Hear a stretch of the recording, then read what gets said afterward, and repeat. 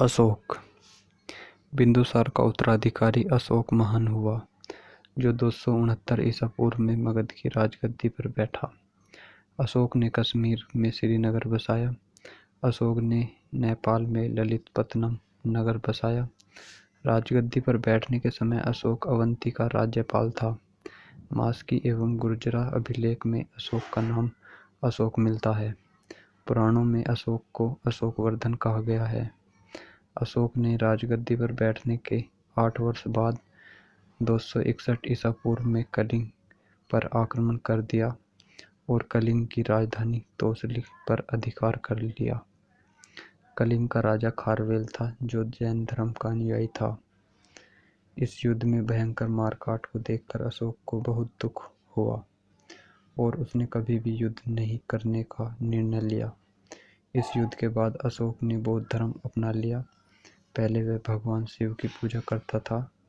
अशोक के प्रधानमंत्री का नाम राधागुप्त था। अशोक का धार्मिक गुरु उपगुप्त था।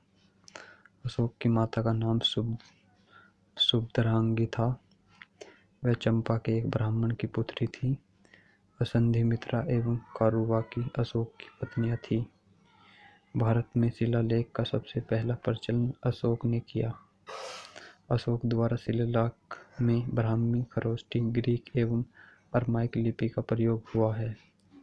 अशोक ने बौद्ध धर्म के प्रचार के लिए अपने पुत्र महेंद्र एवं पुत्री संघमित्रा को श्रीलंका भेजा। अशोक के शिलालेख 1837 ईस्वी में सर्वप्रथम जेम्स प्रिंसेप ने पढ़े। इनकी संख्या 14 है। अशोक के शिलालेख की खोज 1750 ईस्वी में पेनथेलर ने की थी। अशोक के स्तंभ लेखों की संख्या 7 है। यह केवल ब्राह्मी लिपि में लिखे गए हैं।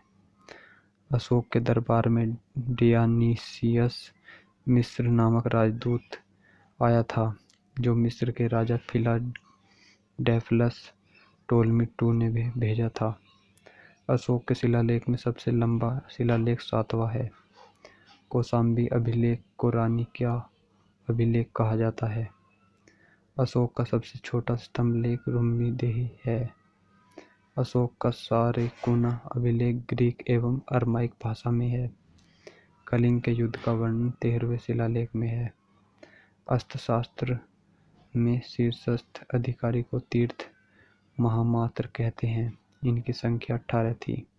प्रशासन की सबसे छोटी इकाई ग्राम थी, जिसका मुखिया ग्रामिक कहलाता था। अशोक के समय में मौर्य साम्राज्य में प्रांतों की संख्या 5 थी। प्रांतों को चक्र कहा जाता था। बिक्री कर के रूप में मूल्य का 10वां भाग वसूला जाता था। इससे बचने वाले को मृत्यु दंड दिया जाता था।